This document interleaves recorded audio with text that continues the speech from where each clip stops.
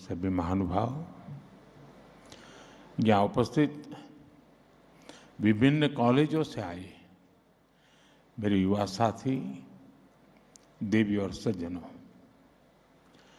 India mobile Congress के इस खास एडिशन में मैं आप सभी अतिथियों का अभिनंदन करता हूं। अभी हमारे बहुत सारे स्टार्टअप्स ने कई महत्वपूर्ण विषयों पर अपने प्रेजेंटेशन दिए हैं। फाइनेंशियल फ्रॉड प्रिवेंशन,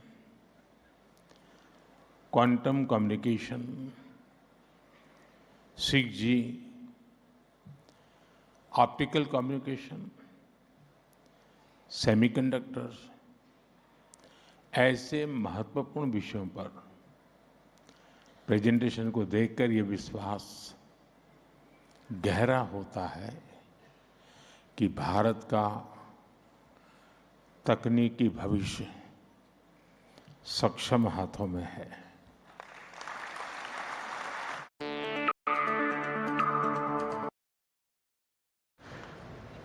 मैं इस कार्यक्रम के लिए और सभी नए इनिशिएटिव्स के लिए आप सभी को शुभकामनाएं देता हूं। फ्रेंड्स, आईएमसी का ये आयोजन अब सिर्फ मोबाइल या टेलीकॉम तक सीमित नहीं रहा है। सिर्फ कुछ वर्षों में आईएमसी का ये इवेंट एशिया का सबसे बड़ा डिजिटल टेक्नोलॉजी फोरम बन गया है।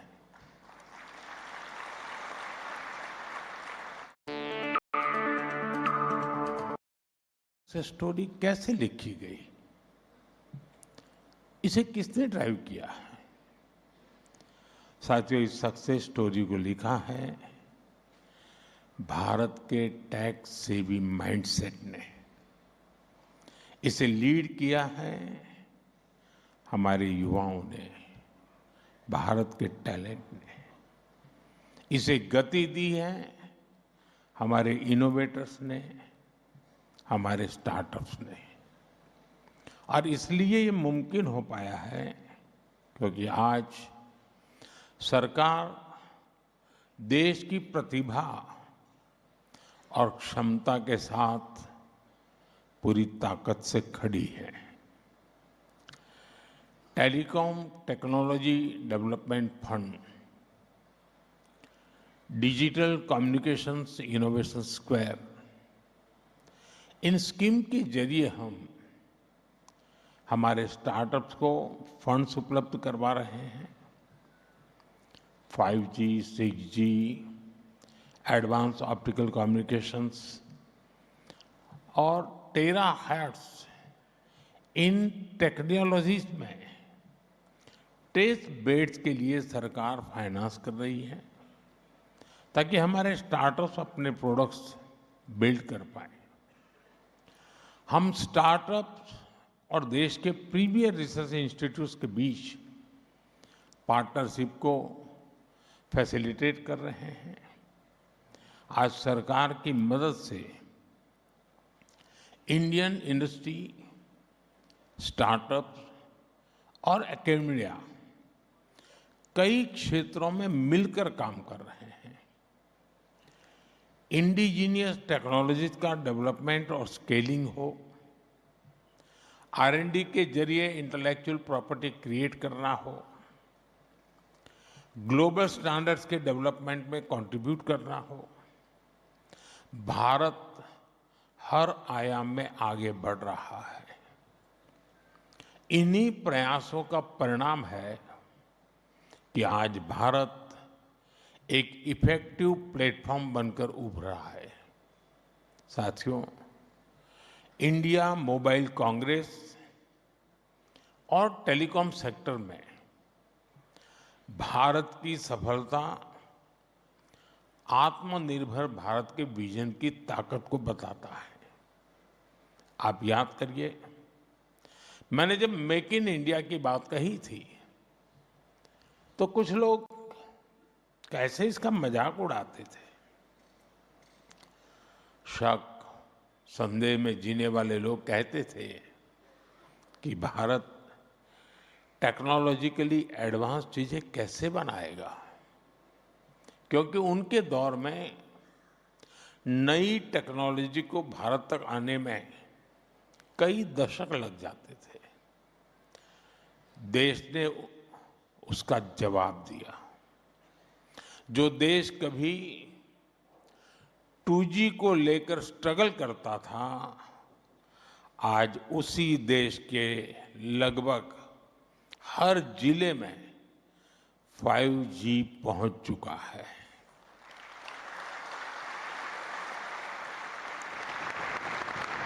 हमारा इलेक्ट्रॉनिक्स प्रोडक्शन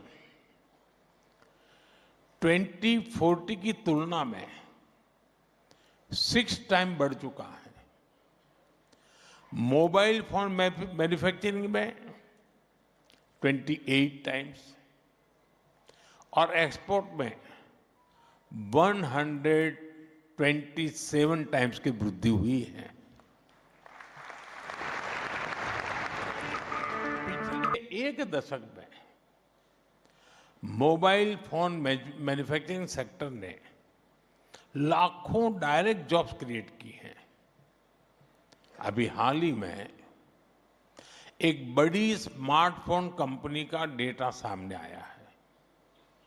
आज 45 भारतीय कंपनियां उस एक बड़ी कंपनी की सप्लाई चेन से जुड़ी हैं। इससे करीब 3.5 लाख रोजगार देश में पैदा हुए हैं। और ये केवल एक कंपनी का आंकड़ा नहीं है। आज देश में कितनी ही कंपनियां बड़े स्केल पर मैन्युफैक्चरिंग कर रही हैं। इसमें अगर इनडायरेक्ट अपॉर्चुनिटी कर सकते हैं कि रोजगार का ये नंबर कितना बड़ा बन जाता है। साथियों, कुछ दिन पहले ही भारत ने अपना made in India 4G stack launch किया है। ये देश की बड़ी स्वदेशी उपलब्धि है।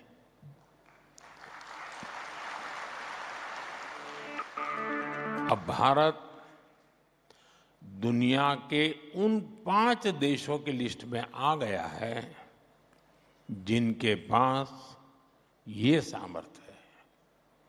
ये डिजिटल सेल्फ रिलायंस की दिशा में, टेक्नोलॉजिकल इंडिपेंडेंस की दिशा में देश का एक बड़ा कदम है।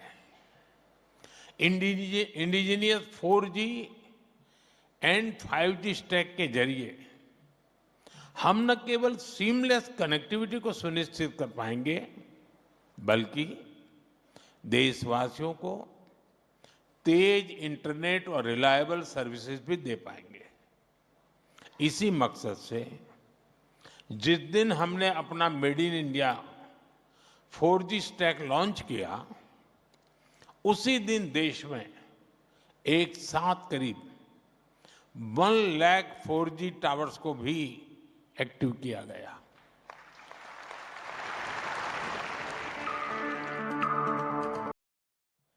दुनिया के कुछ देशों को 1 लाख टावर की बात करते हैं तो भी उनको अजूबा लगता है। ये आंकड़े बहुत बड़े लगते हैं लोगों को।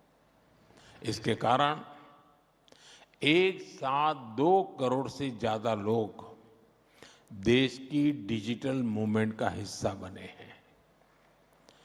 इसमें कई ऐसे इलाके थे जो रिमोट एरिया में थे, जो डिजिटल कनेक्टिविटी में पीछे छूट गए थे।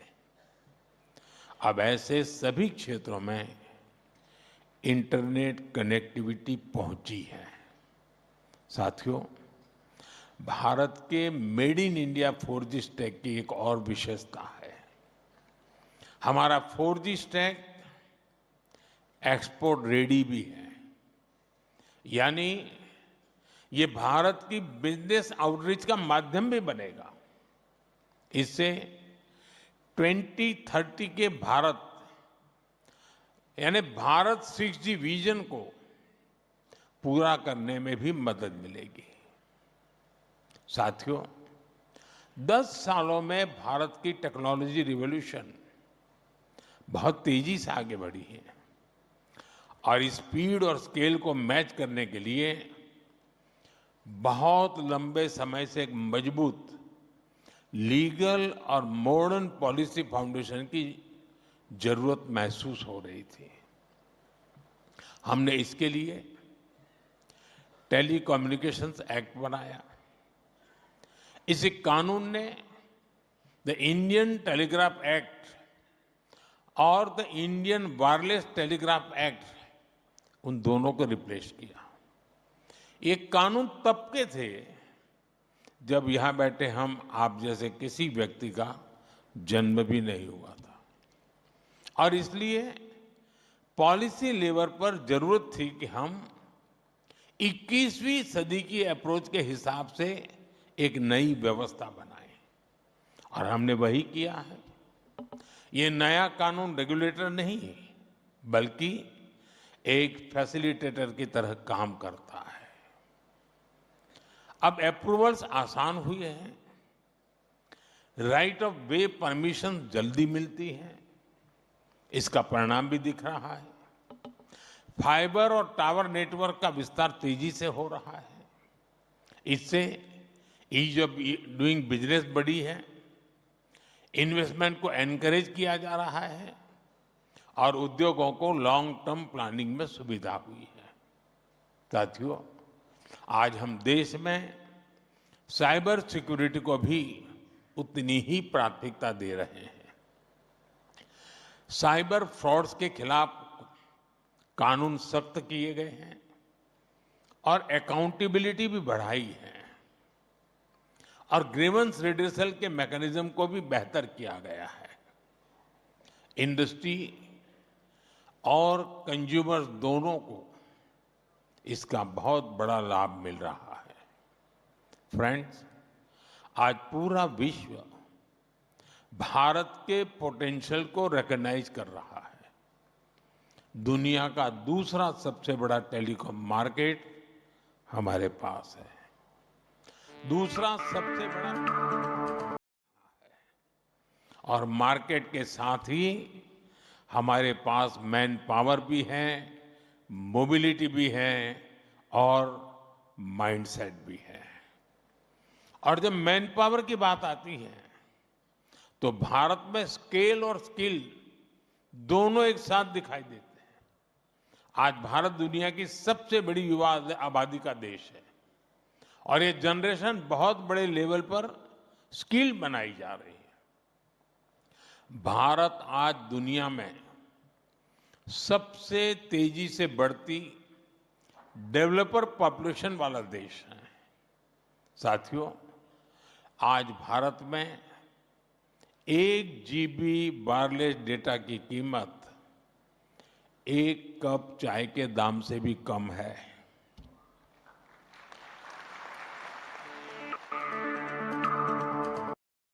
आदत है।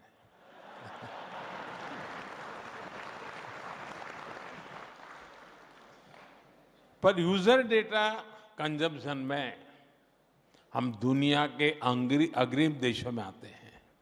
इसका अर्थ है कि भारत में डिजिटल कनेक्टिविटी अब कोई प्रिविलेज या लग्जरी नहीं है, ये भारतीयों के जीवन का एक अटूट हिस्सा है। साथियों, बढ़ाने के माइंडसेट में भी भारत सबसे आगे दिखता है। भारत का डेमोक्रेटिक सेटअप, सरकार की वेलकमिंग अप्रोच और ईज ऑफ डूइंग बिजनेस की पॉलिसीज, इनसे भारत की पहचान एक इन्वेस्टर फ्रेंडली डेस्टिनेशन के रूप में बनी है। डिजिटल पब्लिक इस बात का प्रमाण है कि सरकार डिजिटल फर्स्ट माइंडसेट से किस तरह से जुड़ी हुई है। इसलिए मैं पूरे विश्वास से कहता हूं, this is the best time to invest, innovate and make in India.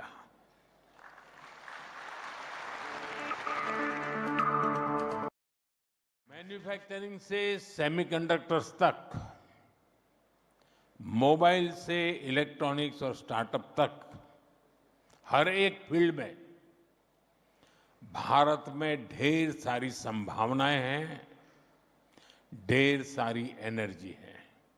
साथियों, कुछ सप्ताह पहले ही 15 अगस्त को मैंने लाल किले से घोषणा की है कि ये साल बड़े बदलावों का, बड़े रिफॉर्म्स का साल है।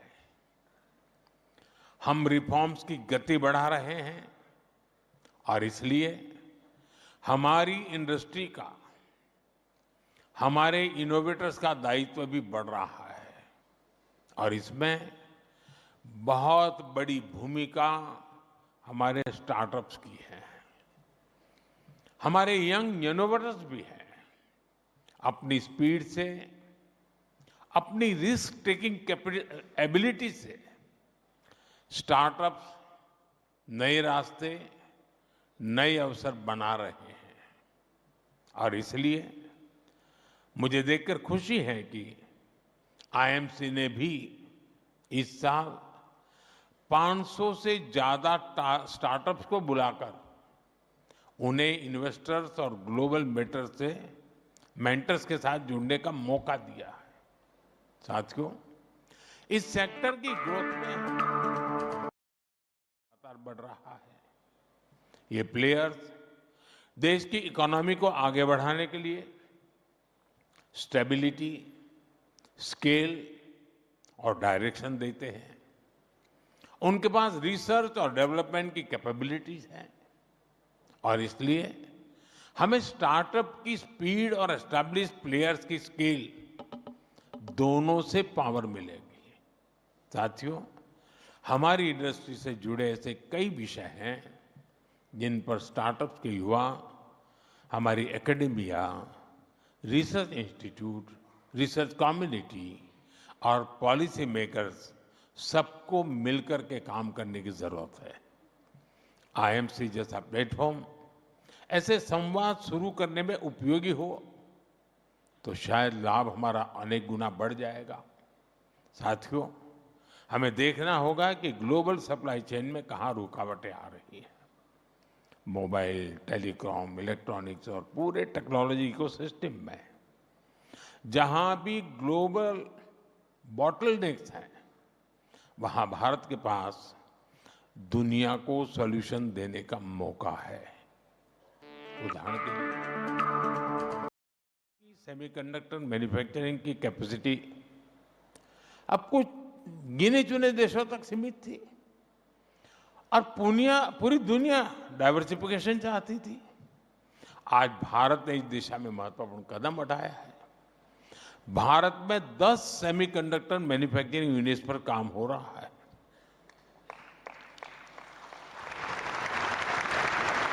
साथियों, इलेक्ट्रॉनिक्स मैन्युफैक्चरिंग में ग्लोबल कंपनियां ट्रस्टेड पार्टनर्स की तलाश कर रही हैं जो स्केल और रिलायबिलिटी दोनों में सही उतरे। दुनिया ये भी भरोसेमंद पार्टनर चाहती है। क्या भारतीय कंपनियां रिलायबल ग्लोबल सप्लायर्स और डिजाइन पार्टनर्स नहीं बन सकती?